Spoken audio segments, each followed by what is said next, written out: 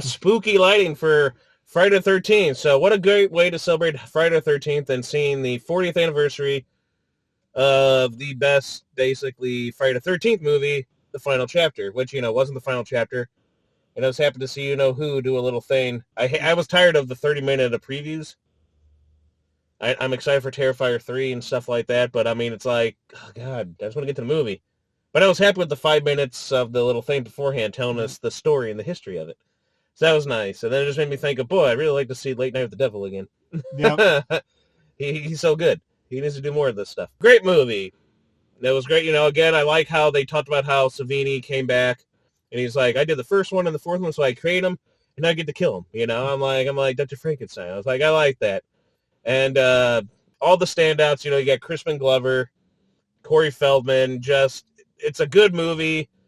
For a 95-minute film, you get so much with these characters. That's what I like about this movie. You get all these, all the characters are great. You get enough of them to know them, what they're like, who they are, and then to just enjoy them. So it's pretty fun and entertaining. It's one of those things where it's not as much about Jason. You just enjoy watching these whole bunch of group of characters, and it's just really good. And interesting story, I love Corey Feldman with his thing with the mask. I still, like you're saying, when he had that animatronic one, it's like, it's creepy, but so cool. And wow, I feel like I'm watching their movie with this animatronic thing. It's just showing that for 3 seconds.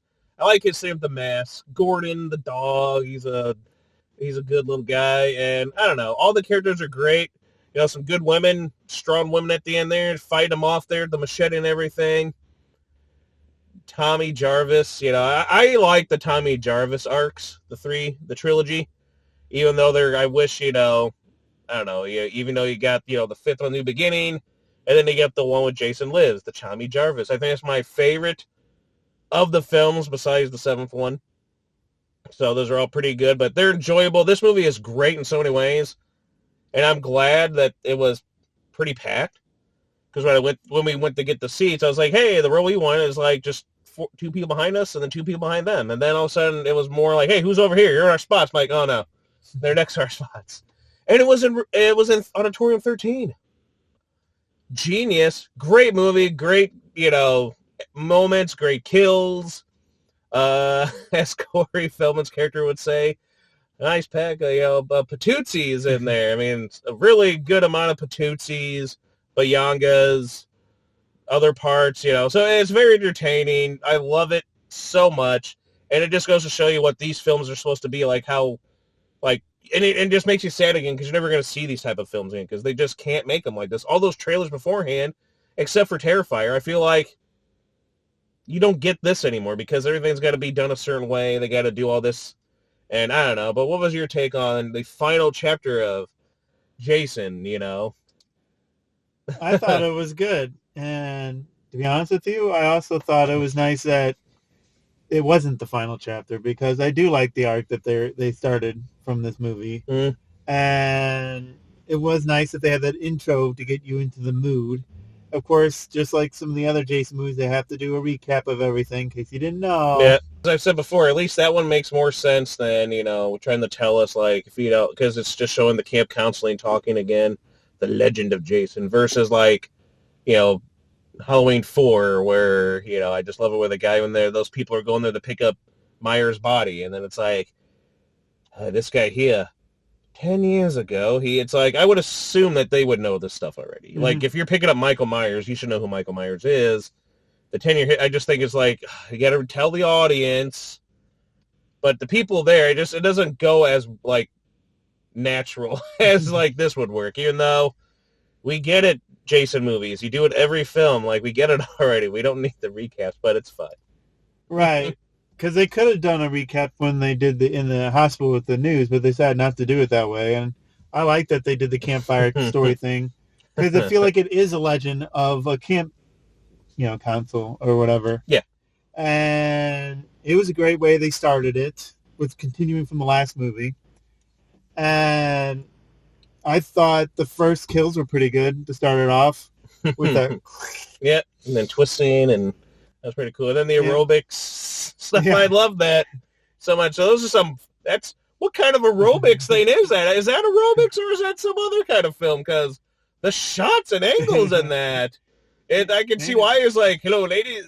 Because it's like with that one, I just love the girl. No, no, no. Zip, yes. And then the hand touches her. Oh, I'm creeped out. Zip, I'm going back to work. It's like, you got to love that stuff. That's funny. He didn't take it very hard because he had his ladies in the screen. Then obviously they move on to the actual lake itself. What was nice about this, it's not actually just, a camp this time. And they actually bring a whole different environment and yet still stay true to the story. I love how this movie has like so much doors. F those. I'm just going to go jump out this window. This one's going to jump out this one. I'm going to bust through this door. I'm going to go through this door. It's like, the handles open up the doors. You don't have to constantly, like, Jason just like, bah, bitch. Or the other characters be like, bah, busting through things. It's like, clearly these people just like to jump out of things and just, like, having a good time. Just, let's destroy this sets and everything. Right. And what's good about this movie is that it's not made nowadays because all this stuff would be more like jump scares. And that would just ruin it because I feel like that stuff is overdone. Oh, see, then those trailers before it, I'm like, I'm already... one of the standout characters had his own dance scene in this movie. Yeah, everyone, how can you not love the dance? I'd be like, I know there were some people enjoying it, but I'm like, I wanted that whole theater to be enjoying it. Of course, at the movie, some people were clapping, so I'm like, yeah, clap for this fucking movie. But it was just his dance. Greatest thing in the world. Highly memorable, and I do agree. It's like, and then the year later, he becomes, Marty McFly's dad. And then Corey Feldman, the year later, Goonies and all that stuff. It's like, yeah, good for all of them, because they're really good actors. They're very enjoyable, very good in the movies that they're in. They're very good. You just don't get that anymore. It's a shame for a lot of, like, the typecasting for one, and then, Hollywood being creepy and evil to the other one. This was a great way to celebrate Friday the 13th. I was like, yay, because I'm like, they always, I think, it's like this year they're doing Freddy, the first Freddy again for 40th years for that. Holy crap, But yeah, I think, that's always like the first Jason movie. Then if they do put them in theaters again for anniversary or something like that, it's like, cool, the fourth one. I would like that they put, like, I'd go see parts 2, 3, 5, 6. I'd even go see Manhattan. Even Jason Goes to Hell. Why not? They're enjoyable movies, all of them, basically. So it would have been perfect if they would have done that. It's a marathon. It's Friday 13th. Just play them all. Watch the original 4. Like, I'd have sat there and watched all 4 somehow. I'd have made it work. I'd have been like, everyone, call off work. Get out of stuff. I don't care anymore. We don't need to eat or anything. Just this. It got dark all of a sudden. Now we bring the light. Did Jason do something? Where the hell did all that light come from? But anyway, love that movie. And again, another thing you don't get in those movies. You're not going to get those pack of Patootsis anymore, and the Gooby Wongas and Bayangas and stuff anymore. I mean, it was just like throughout the whole thing. I love the little reel they watch, and he's just watching. They're great characters. You dead fuck. I was about to say. And the twins, the bikes rusting. So much good stuff. And I just love, like, why would that house have, like, hey, look what's just lying around, this reel of these nude women. It's like, I just love how everyone's just watching. He's all, then you got to have the jokes and everything. Hey, where's the corkscrew? Here it is. It's like, and I love how he's more, like, he was blocking the entrances. Here's the one twin girl. Here's, him blocking the entrance, Crispin Glover, and it's like, holy crap. Good stuff. Yep. The guy hiking, looking for her sister, entertaining between him and Trish was very entertaining. You just like it, you get the one girl, and then she goes out for the swim, and she's on the yellow raft thingy, those two, and then the other two, Jason, is he sure he's not trying to do something around here? I don't know. But anyway, but all these great characters, they're fun. The twins were fun. I just like how they're introduced and like, hey, yeah, and all this. And Corey Feldman's character, again, just, like, wow. It's like, no. Come on, Garn, we're too young for this. And then him looking, it's so genuine again, and it works so well. He's so excited. Then, oh no, here comes mom. And I like how he's facing that way, and she sees, and she's like, she's not stupid. I'm sure she's like, oh, you close this. Darn. He's like, darn. I would have. Yeah. As soon as she left, I would have gone up there and opened it again. Yeah, that's right. So you just go. Because that was a good. But it's just such a good line too. It just sticks with you. Just that the patootsies. I'm like, talking in the car. I love him. He's so good, and just everything. And then the guy comes up, what you got to go in there? Didn't mean to scare you. Let me help you fix the car. I just love the jump scares in this work because they're kind of like entertaining. Yeah. They're not meant to be scary. They're kind of fun. And I like how they kind of still keep Jason hidden throughout. And then the mask reveal at the end and the great shot with the, all of it. And then they're like, what the hell is up with Jason? Remember me, Jason? What is up with him and that stuff? It's so weird. But it's everything about it is pretty much memorable. Damn it, Jason. I guess anything else? I definitely think it should be watched again. Just because it's the fourth doesn't mean you can't just jump right into it. Mm-hmm.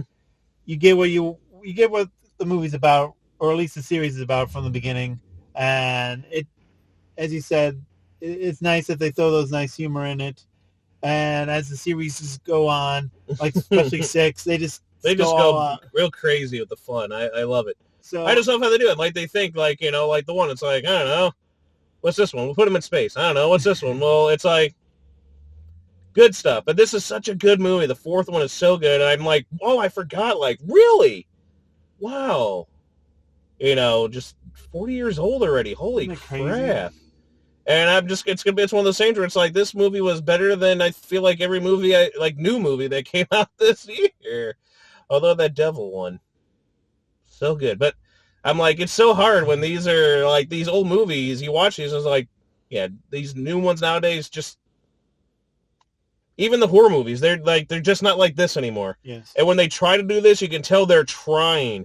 And it's more of like a caricature, a mockery. Not real mockery, but a caricature of like someone like not truly trying to do this. Like, hey, we got to make sure it has this look and this feel and this. It's like, no. I don't know. But it's just not the same more. I wish, I think the closest thing, again, it would be like the Terrifier movies in terms of trying to keep it like those old slasher movies that everyone loves and that were so wonderful back in the day. Yeah. You don't get passion projects like these anymore. Just simple little movies, low budget. All you need is the blood, the boobs, the badassery of everything, the effects and everything. That's really all you need in these movies.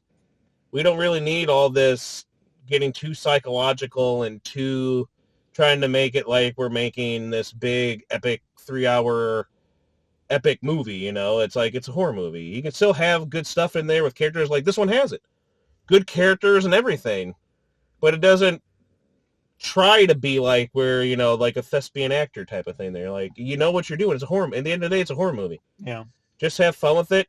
Have some scares. You can still have the good characters and a good story, but still keep it what it's supposed to be in the spirit of things. And this movie shows that in all them. That's why it's part of the unholy trinity with everyone else. Yeah. So tell us what your favorite Friday the 13th movie is, or your favorite even slasher. Comment below. Don't forget to like, comment, and subscribe. I know by the time this is up, but still, happy Friday the 13th. Spooky. Keep it gnarly.